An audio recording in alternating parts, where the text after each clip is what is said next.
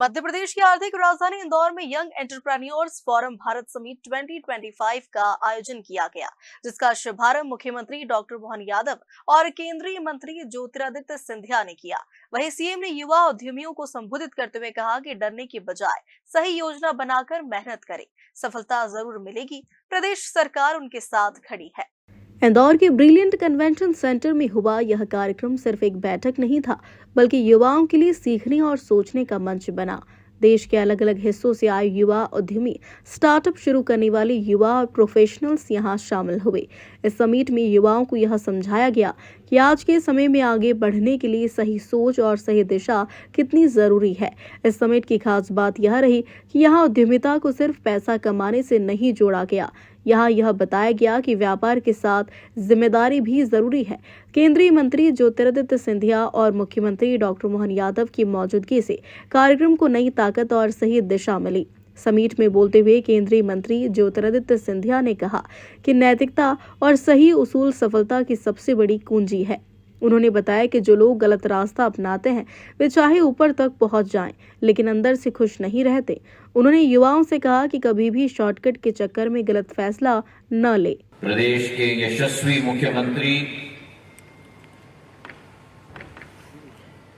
जिन्होंने अपने कार्य पद्धति के आधार पर,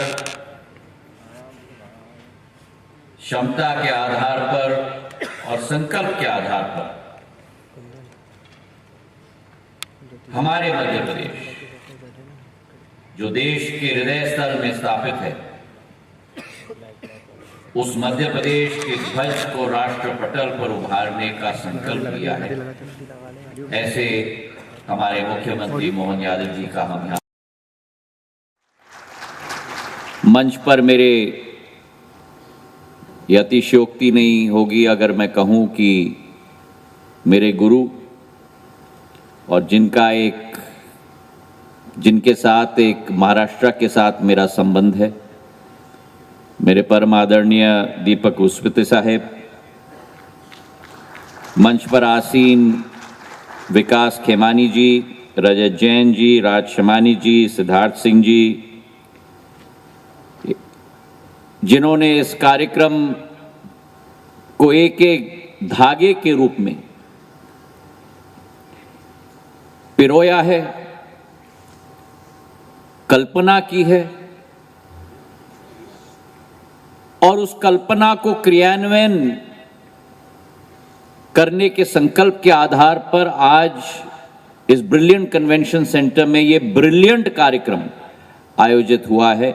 ऐसे मेरे राजमोहन जी, मंच पे समस्त हमारे महानुभाव, प्रदेश के मंत्री तुलसी सिलावट जी, सुमित साहेब, हमारे विधायकगण, मंत्रीगण और सबसे महत्वपूर्ण, seated before me today as my young speaker before me, Rajat, said, not the future of Indore, not only the future of Madhya Pradesh, not only the future of India, but I believe the future of the world. My young friends seated before me today at this brilliant convention center at this wonderful program. YEF Bharat summit 2025 में मुख्यमंत्री doctor Mohan Yadav ने भी युवाओं से बातचीत की। उन्होंने कहा कि मध्य प्रदेश अब तेजी से उद्यमिता का केंद्र बन रहा है। राज्य सरकार युवाओं को आगे बढ़ाने के लिए नीतियों, सुविधाओं और अवसरों के साथ उनके साथ खड़ी है। मुख्यमंत्री ने बताया कि इंदौर जैसे शहर अब सिर्फ व्यापार के लिए नहीं, बल्कि नए विचारों और नए स्टार्टअप के लिए भी जाने जाते हैं। उन्होंने युवाओं से कहा कि डरने की बजाय सही योजना बनाकर मेहनत करें, सफलता जरूर मिलेगी। आज इंदौर में यंग एंटरप्रेन्योर्स फोरम के इस कार्यक्रम में शामिल होकर के हमने अपने राज्य के अंदर हमारे नव उद्यमियों की दृष्टि से इस मंच का बेहतर से बेहतर उपयोग हो।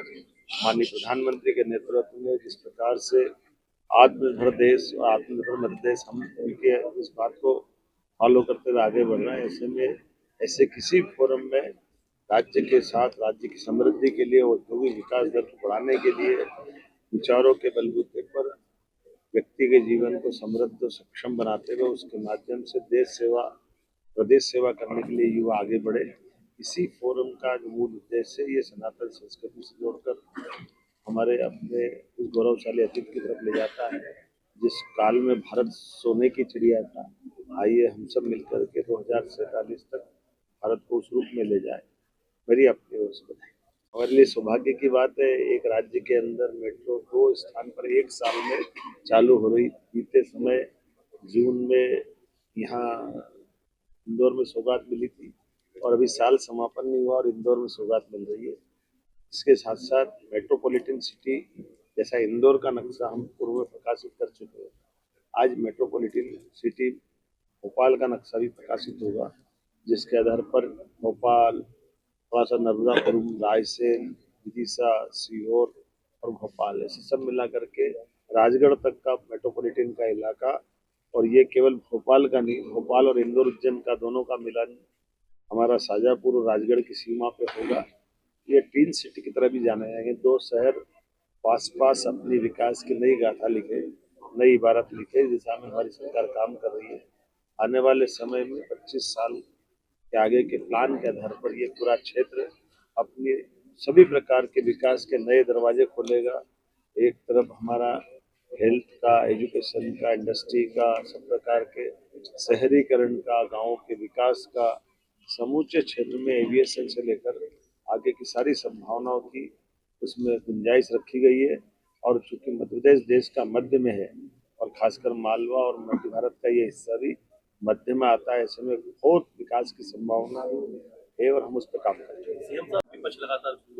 विपक्ष का काम विरोध करना है, हमारा काम काम करना है। हम सब जानते हैं कि मूल रूप से नरेगा के नाम से वो स्कीम प्रारंभ हुई थी। चुनाव के परिप्रेक्ष्य में इनने महात्मा गांधी जी का नाम जोड़ा और मैं आज तक नहीं समझ पाया कि कांग्रेस को राम जी के नाम से चिढ़ क्यों है, किस बात के उनको गुस्सा रहता है। पहले भगवान राम के मंदिर के मामले में अड़ंगे लगाए, जो भगवान राम के मंदिर का भूमि पूजन हुआ तो उसको अवॉइड किया। भगवान राम का भव्य दिव्य मंदिर अयोध्या में बनकर तैयार हुआ, आज तक राहुल गांधी, सोनिया गांधी जी, प्रियंका गांधी जी दर्शन करने नहीं गए, तो पता नहीं कांग्रेस को राम जी से क्यों चिढ़े। इंदौर से हार्दिक प्रजापत की रिपोर्ट।